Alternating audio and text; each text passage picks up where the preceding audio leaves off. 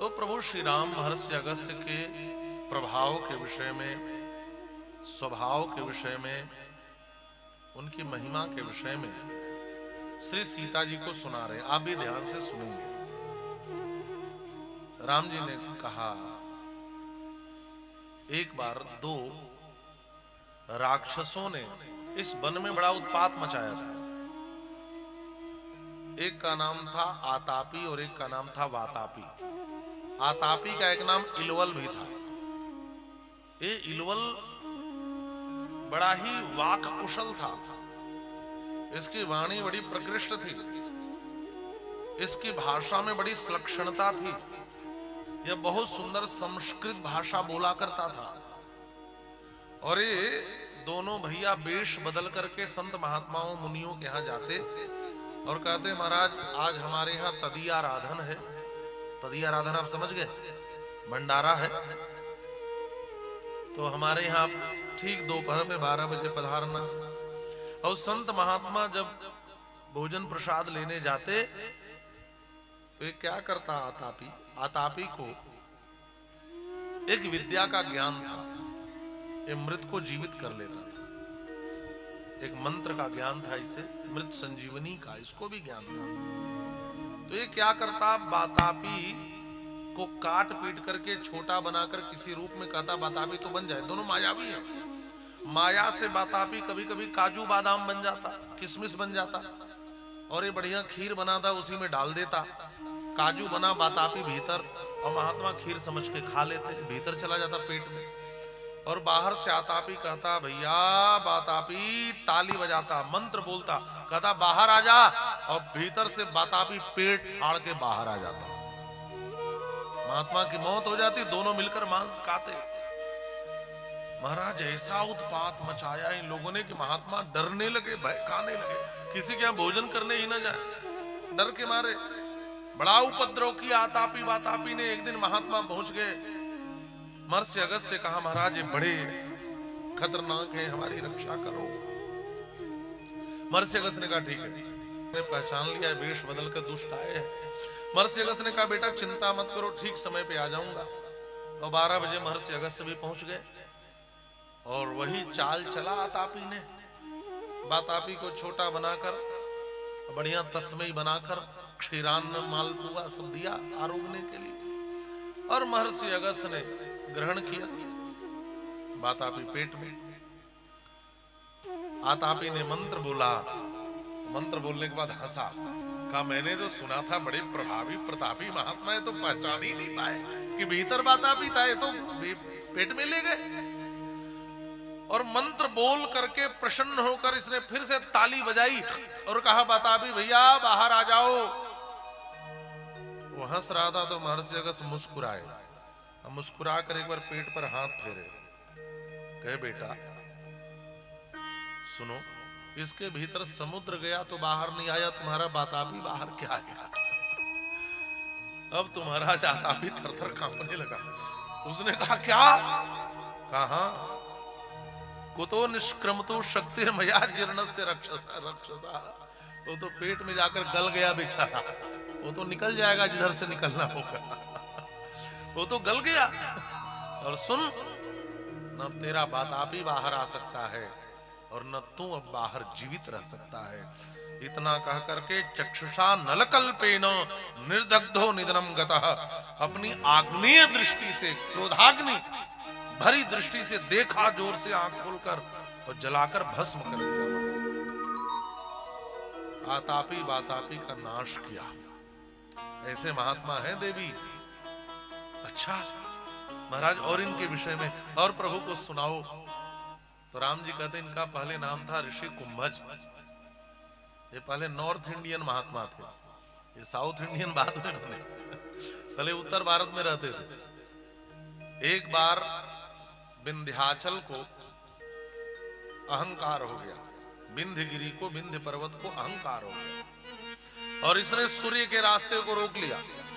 सूर्य के रास्ते को रोक करके कहा कि आप जो सुमेरु से उदित होते हुआ ठीक नहीं है, आपको मेरे यहां से उदित होना पड़ेगा। सूर्य ने बात नहीं मानी तो बिंद खड़ा होकर के सूर्य के मार्ग को रोक लिया। अब उधर तो पूर्व दिशा में तो प्रकाश था, लेकिन अब आधी पृथ्वी पर अंधकार छा गया। हमारा जिधर अंधकार, अब लोग घबराए, अब क्या हो। सब लोग भागे भागे महर्षि अगस्त्य के पास गए, महर्षि कुंभज के पास गए। उस समय नाम था कुंभज। लोगों ने कहा कि महाराज, हम आपके पास एक निवेदन लेकर आए। क्या? कहा कि आपके चेला ने सूर्य के रास्ते को रोक लिया। ये विंध्य जो है कुंभज ऋषि का शिष्य है। उन्होंने कहा अच्छा घबराओ मत, मैं कुछ करता हूं। और जब महर्षि कुंभज आए तो भाई गुरु के प्रति बड़ी निष्ठा इस विंध्य की। यह विंध्य लेट कर साष्टांग प्रणाम किया, और जब साष्टांग प्रणाम किया तो महर्षि कुंभज ने कहा बेटा, जब तक मैं लौट कर न आऊं तब तक ऐसे ही लेटे रहना। और उत्तर भारत छोड़कर दक्षिण भारत चले गए, साउथ इंडियन महात्मा हो गए। और आज तक बेचारा लेटा है, गुरुजी लौटे नहीं है। आज तक लेटा है। बड़ी लंबी इसकी श्रृंखला है विंध्यगिरी की, विंध्य पर्वत की महाराज, बहुत दूर तक है। और परिणाम क्या हुआ देखो, अपने गुरु की बात मानकर लेटा रहा तो एक दिन भगवान भी आकर के विंध्यगिरी पर निवास किए महाराज। ये तो सूर्य के लिए तरस रहा था, यहाँ तो करोड़ों सूर्य के समान परमात्मा विंध्यगिरी पर निवास करते हैं। जो आचार्य की बात मानता है उसे परमात्मा प्राप्त होते हैं, उसे ईश्वर मिलते हैं। तो कुंभज ऋषि ने जब इस विंध्य रूपी पर्वत को स्तंभित कर दिया तो संस्कृत में पर्वत को अग भी कहते हैं। अग, अग माने होता है पर्वत। अगम स्तंभनातीति अगत्स्यः। जब इन्होंने विंध्य अग को, विंध्य पर्वत को स्तंभित कर दिया तो इस कुंभज का नाम पड़ गया अगत्स्य। ऐसे प्रतापी ऋषि हैं। अब महाराज बड़ी जिज्ञासा बढ़ गई इनके दर्शन की, और प्रभु श्री राम महर्षि अगस्त्य के यहां पहुंचे। और महर्षि अगस्त्य ने भगवान श्री राम का बड़ा स्वागत किया और धीरे से पूछ लिया, रघुनंदन इधर कैसे? राम जी ने पूरी बात बताई और यह भी बताया कि मैंने निशाचरों के वध की प्रतिज्ञा की है। तो महर्षि अगस्त्य ने कहा ठीक है। और महर्षि अगस्त्य ने भगवान श्री राम को एक धनुष दिया और कहा कि हे रघुनाथ, इस धनुष को आप रख लो। यह ब्रह्मा जी के द्वारा प्रदत्त है और विश्वकर्मा ने इसका निर्माण किया है।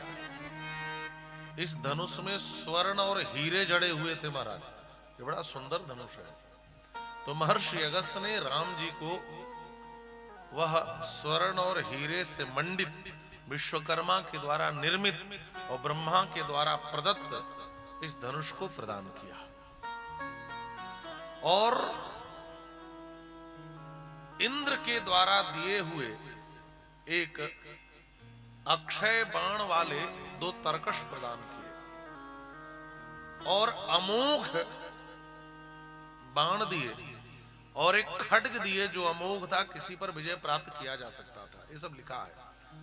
तद्धनुस्तौ च तूणी च शरम खड्गम च मानद जयाय प्रतिगृहिणी स्व वज्रम वज्रधरो यथा।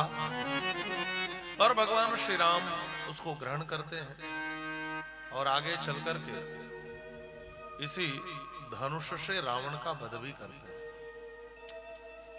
जब रावण पर राम जी विजय प्राप्त नहीं कर पा रहे थे तो यही महर्षि अगस्त्य फिर वहां पहुंचेंगे महाराज, वहां,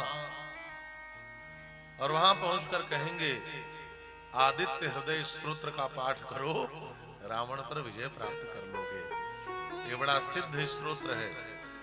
आपको भी जीवन के हर क्षेत्र में जय प्राप्त करना हो, विजय प्राप्त करना हो तो आदित्य हृदय स्तोत्र का पाठ करना चाहिए। गंभीर से गंभीर रोग हो, बहुत इलाज करके थक गए हो, रोग रूपी शत्रु पर विजय न प्राप्त कर पा रहे हो तो आदित्य हृदय स्तोत्र का पाठ करना चाहिए। जीवन की बड़ी से बड़ी समस्या, बड़ा से बड़ा संकट हो, इस संकट रूपी शत्रु पर विजय पाना हो तो आदित्य हृदय स्तोत्र का पाठ करना चाहिए। कोई बड़ा शत्रु आपको परेशान कर रहा है, उस पर जय प्राप्त करना चाहे तो आदित्य हृदय स्तोत्र का पाठ करना चाहिए। महर्षि अगस्त्य ने यह आदित्य हृदय स्तोत्र भगवान श्री राम को प्रदान किया, फिर रावण पर विजय प्राप्त करते हैं।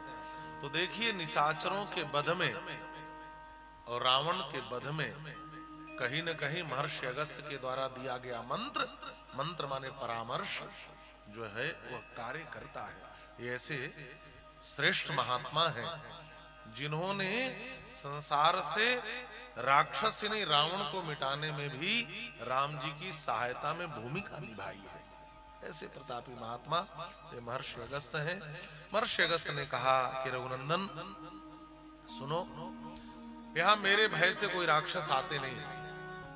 आपने यदि राक्षसों के वध की प्रतिज्ञा की है तो आप पंचवटी चले जाओ, वहां पर 5 वृक्ष है, वो पंचवटी नाम से प्रसिद्ध है। हमने सुना है वहां आजकल कुछ लोगों का आगमन हुआ है, कुछ घुसपैठी आए हैं, वहां पर कुछ आतंकवादी प्रवेश किए हैं, है ना। आतंकवादी कोई बड़ी घटना को अंजाम देने के लिए घुसे हैं, तो आपके शिकार वहां मिल जाएंगे।